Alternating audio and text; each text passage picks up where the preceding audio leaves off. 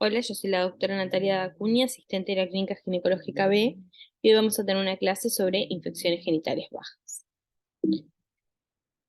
¿Por qué es importante esta clase? Porque es un motivo de consulta muy frecuente, es un problema de salud pública a nivel mundial, entonces ustedes las tienen que conocer y saber tratarlas.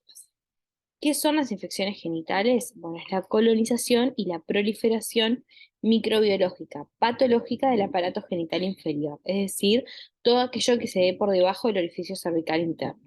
El diagnóstico es de sospecha clínica y de confirmación microbiológica.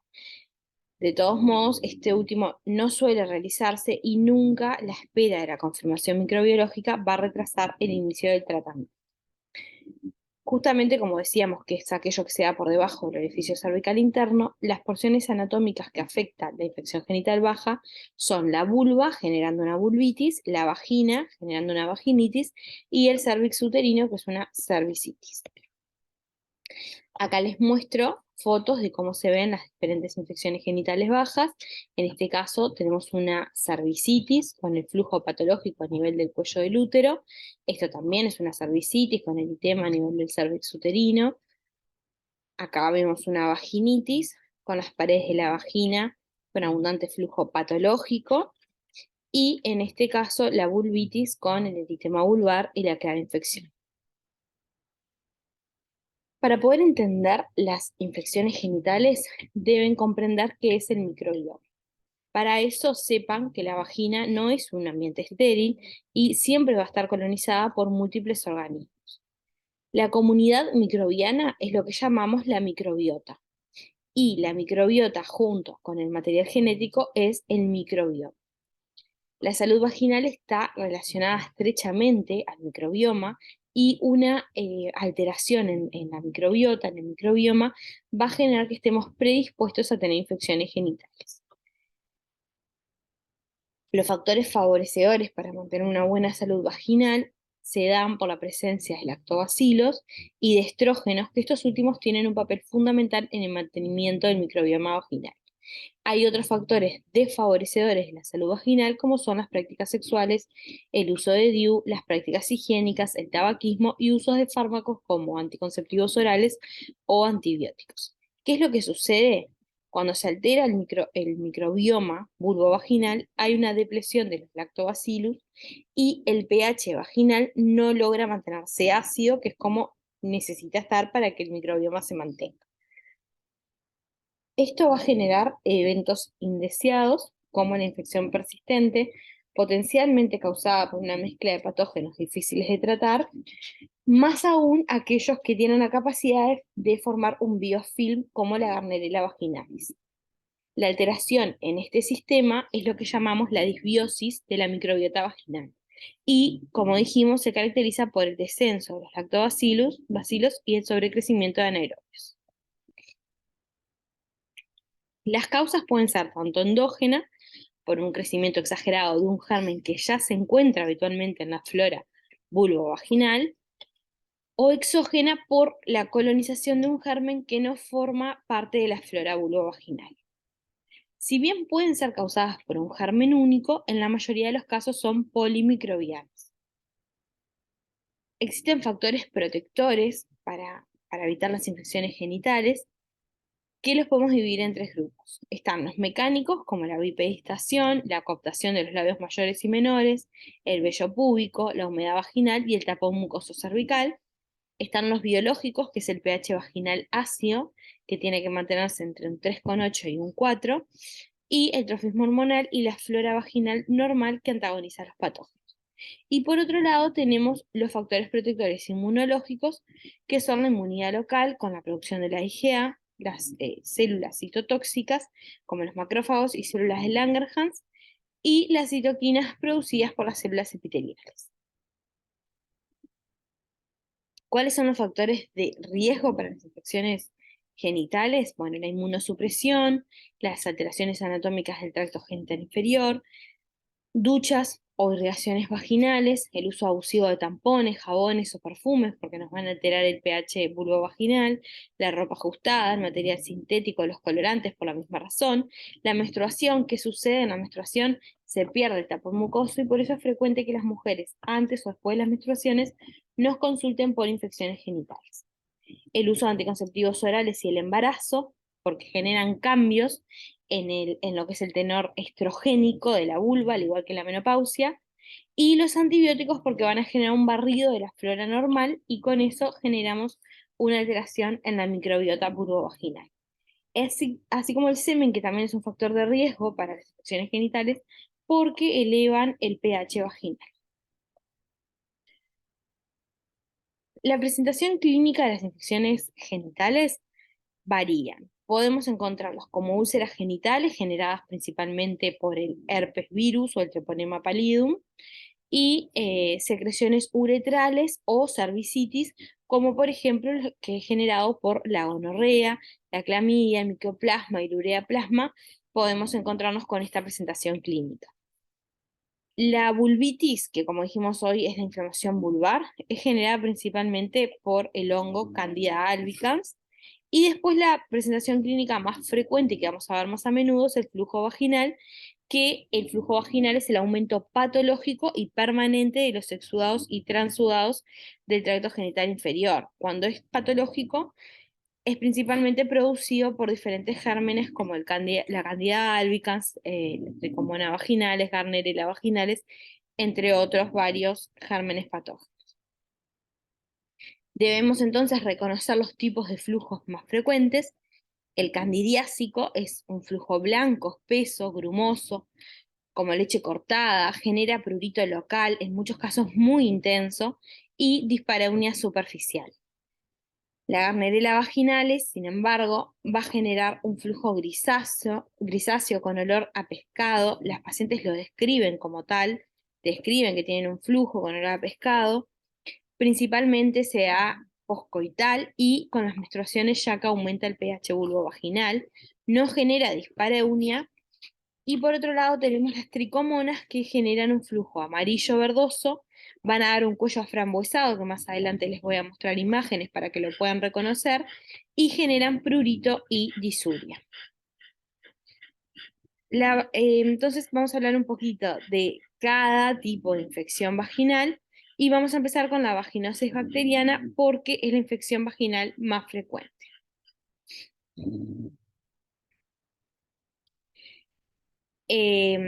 Lo primero que tienen que saber y tener en cuenta es que no es considerada una enfermedad de transmisión sexual. Tiene una prevalencia de un 15% en los embarazos y una prevalencia de un 20 a un 25% en las mujeres jóvenes.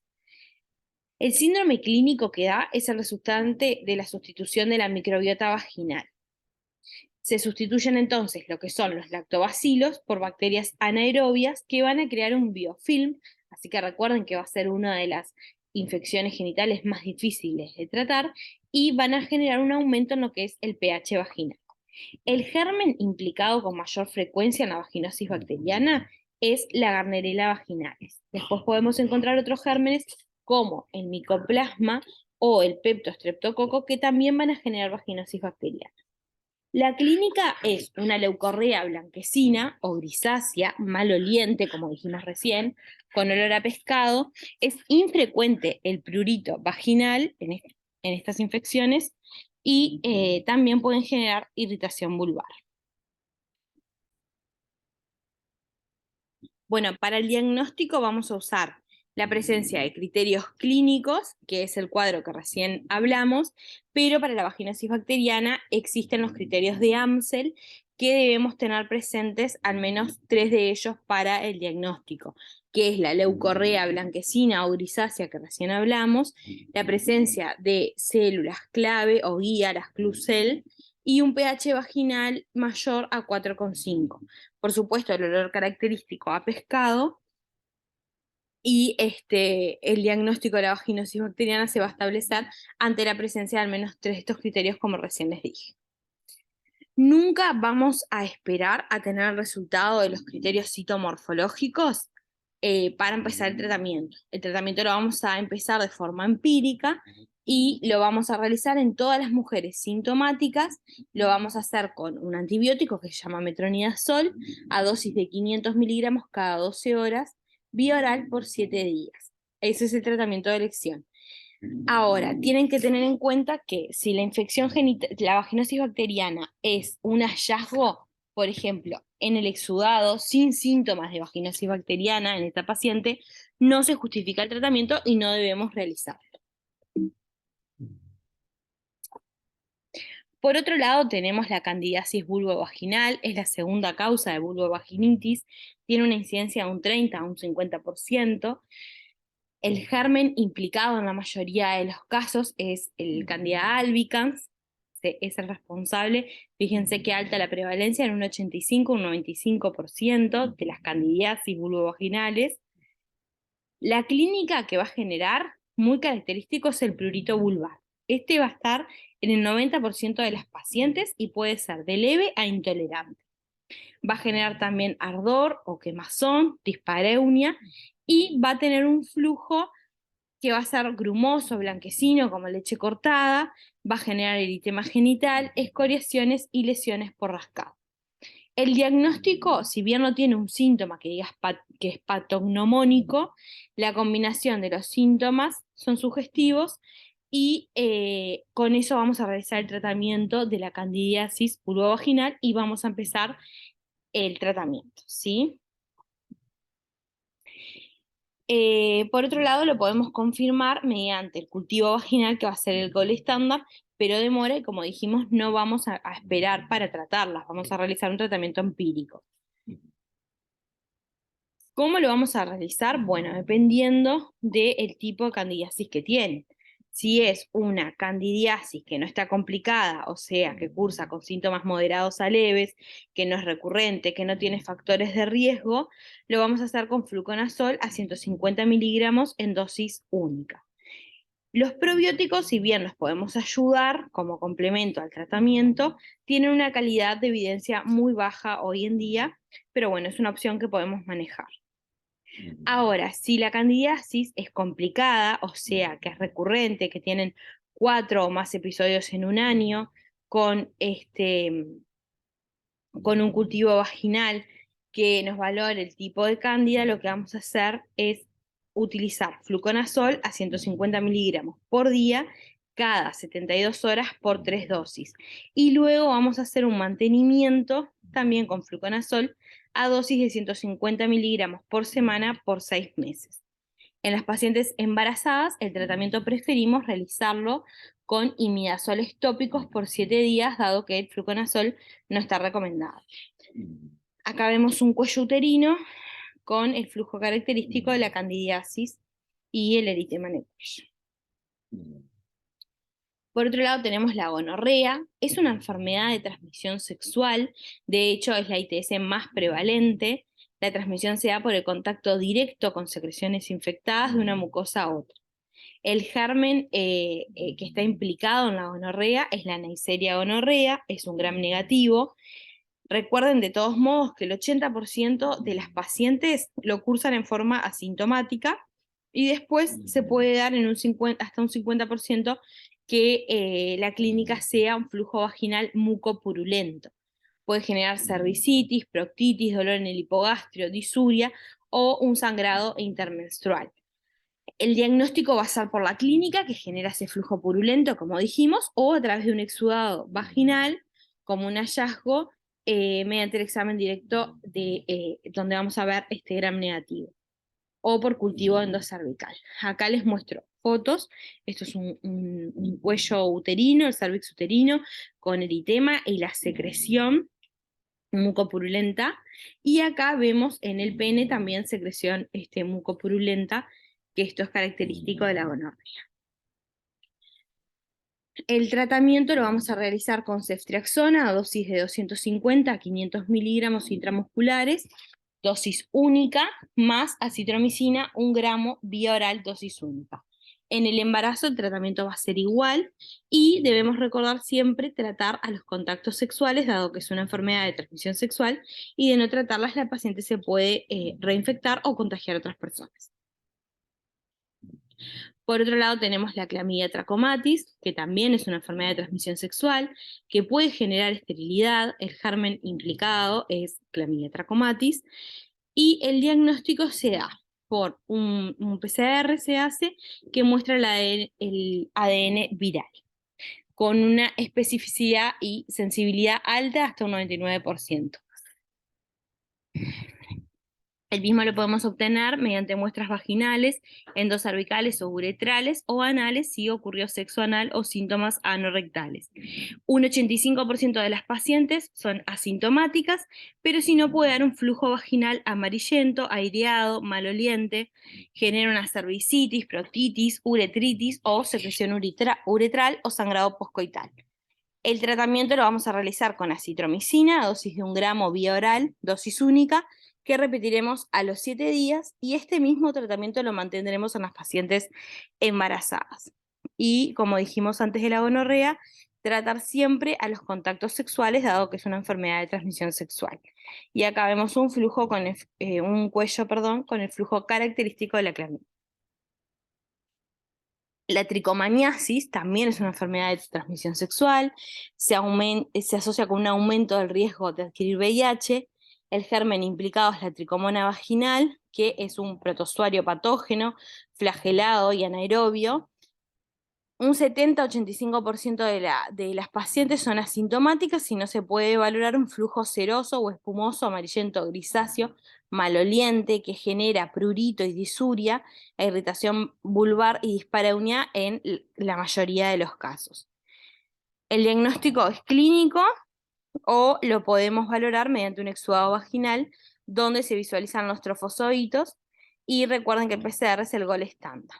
El tratamiento lo vamos a realizar con metronidazol a dosis de 2 gramos, dosis única. En las embarazadas vamos a realizar el mismo tratamiento, así como a las parejas sexuales. Acá está la imagen que les decía hoy del cuello aframbuesado, característico de la tricomaniasis. Ven cómo se ven todas estas pintitas que le dan al cuello del útero un aspecto de frambuesa, y eso es patognomónico. Si nosotros vemos en consultorio una paciente con este cuello, ya sabemos que se trata de una tricomaniasis. Luego tenemos la vaginitis aeróbica, que es un síndrome que se reconoció muy recientemente, que genera un pH elevado, inflamación vaginal, y la diferencia con la vaginosis bacteriana es que existe abundantes leucocitos en la vagina, y se asemeja a la vaginosis en que también se trata de una disbiosis. La etiología, si bien es desconocida, y los gérmenes, los microorganismos que están asociados a la vaginitis aeróbica, son las enterobacterias, los estreptococos o los estafilococos. Bien. La clínica, como dijimos, genera inflamación, un flujo amarillo sin fetidez, genera dispareunia o un eritema también mucoso, irritación vulvar. La misma puede ser crónica o que se dé ese episodio específico en el que estamos viendo a la paciente y nada más. El diagnóstico se realiza mediante un examen microscópico de la secreción en fresco, y el tratamiento en este caso va a ser con clindamicina en crema al 2% intravaginal diaria por 1 a 2 semanas, o lo podemos realizar con clindamicina o óleos. Bueno, acá les dejé un cuadro con el tratamiento del síndrome de flujo, tanto con la elección de antibióticos electivos, digamos, alternativos, y en el embarazo y demás, que esto está bueno que lo vean, que practiquen realizar el diagnóstico de la infección genital, saber de cuál se trata y qué antibiótico utilizaría. Acá lo mismo, vemos diferentes infecciones a nivel del cuello del útero. Y acá les dejé también un cuadro para el tratamiento empírico del flujo. ¿Qué es esto? Cuando viene una paciente y no podemos, por el flujo que tiene, caracterizar la infección genital, decir, bueno, se trata de tal o cual infección. Entonces, lo que vamos a realizarle es un tratamiento empírico al síndrome de flujo. De elección, vamos a utilizar el metronidazol, 2 gramos, a dosis única, vía oral, más fluconazol, 150 miligramos, también a dosis única, vía oral. Como dijimos hoy al principio, las infecciones genitales pueden manifestarse tanto mediante un síndrome de flujo o como úlceras. Las que generan úlceras son el herpes genital, que es una infección crónica incurable generada por el herpes virus tipo 1 y 2, que permanecen en el huésped y van a ser responsables de las remisiones, o sea, van a ser pacientes que van a tener un primer episodio, se va a realizar tratamiento, pero va a ser recurrente a lo largo de su vida. Es la causa más frecuente de las úlceras vulvares y también se trata de una enfermedad de transmisión sexual. La clínica es esto, las abundantes vesículas, como vemos acá en la imagen, o úlceras a nivel genital o anal, son dolorosas. La primoinfección, o sea, el primer episodio, da síntomas generales como fiebre, malestar general, cefalea o mialgia. Ya después en la evolución, cuando transcurren los empujes, vamos a seguir viendo las úlceras genitales, pero no así los síntomas generales. El tratamiento se va a realizar con valaciclovir. Vamos a tener que hacerle siempre a la paciente un tratamiento sintomático y aquellas pacientes que tengan más de 6 episodios al año debemos realizarle una terapia supresiva con valaciclovir 500 miligramos por día por 6 meses. También al ser un diagnóstico de sospecha clínica, como vamos a ver, como vemos acá en esta imagen, no necesitamos confirmación y se empieza el tratamiento en forma empírica. El sífilis es la otra infección genital que puede generar manifestarse como úlceras genitales, y así es como la vamos a reconocer en la clínica. También es una enfermedad de transmisión sexual que hoy en día estamos cursando una reemergencia de sífilis, es un problema de salud pública, es una enfermedad prevenible y 100% curable, siendo la misma una infección sistémica desde el inicio, también de evolución crónica con periodos asintomáticos. Acá vemos una imagen donde se observa un chancro vulvar, que este chancro sifilítico nos confirma clínicamente, digamos, el diagnóstico y debemos realizar tratamiento en forma empírica a la paciente y sus parejas sexuales. El germen que está implicado en el sífilis es el Treponema pallidum. Los síntomas van a depender de la etapa en la que estamos. El sífilis primario da un chancro, como vemos en la imagen, que es una úlcera con bordes sobrelevados, indolora, que genera también adenopatías satélites, tiene un periodo de incubación de 10 a 90 días y es contagioso. El sífilis secundario es una expresión de la diseminación hematógena. Los síntomas aparecen de unas 4 a 6 semanas luego del primer contacto y la primera erupción es la rociola sifilítica, que está constituida por máculas eritematosas evanescentes en tronco y extremidades que compromete palmas y plantas de manos y pies. Es característica la localización a nivel también del surco nasogeniano y de la comisura bucal. La sífilis latente precoz muchas veces es asintomática, pero igualmente la enfermedad sigue progresando. Y por otro lado está el sífilis tardío, que está la latente tardía, que genera repercusiones parenquimatosas cardiovasculares y neurosífilis. No es infecciosa ni transmisible. El diagnóstico de sífilis es de sospecha clínica, como recién dijimos, y la confirmación se va a dar mediante la visualización por microscopio en campo oscuro de Treponema pallidum. Por otro lado, tenemos también la confirmación serológica, que están las pruebas no treponémicas, como el BRL y el RPR, que lo que hacen es evaluar anticuerpos no treponémicos y sirven para el diagnóstico de la infección actual, el seguimiento y la respuesta al tratamiento. Los mismos son cuantitativos, es decir, con títulos mayores o iguales a 1 en 8 ya decimos que es positivo, pero también deben saber que existen los falsos positivos que se pueden dar en enfermedades autoinmunes o en recuerdos de infecciones anteriores. Por otro lado están las pruebas treponémicas como los test rápidos, el FTA y el TPHA, que detectan anticuerpos treponémicos circulantes contra Treponema pallidum, tienen una alta especificidad, no se negativizan nunca y no sirven para diagnosticar una nueva infección ni para evaluar la respuesta al tratamiento. ¿Tá? Deben seguir siempre el BRL o el RPR para poder confirmar el diagnóstico.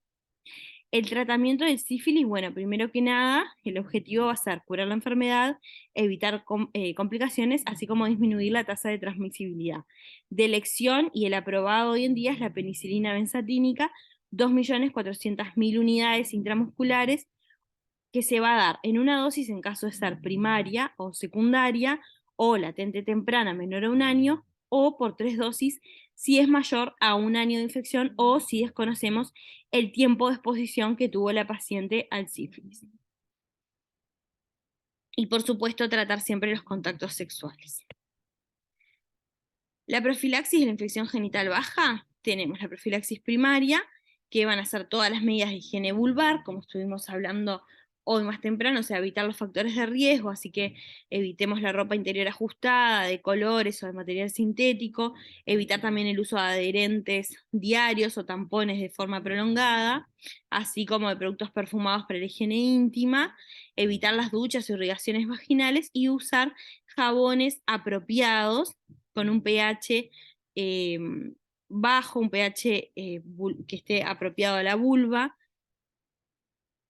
Los probióticos vaginales los podemos usar durante el tratamiento con antibióticos. Como dijimos, no tienen una alta evidencia, pero pueden ayudarnos con el tratamiento. Y bueno, el uso de preservativo y el control de patologías crónicas predisponentes. La profilaxis secundaria sería la educación en la consulta precoz hasta la sintomatología, y la terciaria un correcto tratamiento y tratamiento de parejas sexuales si corresponde. Bueno, hasta acá llegó la clase. Por dudas o comentarios se pueden comunicar con nosotros y quedamos a las órdenes.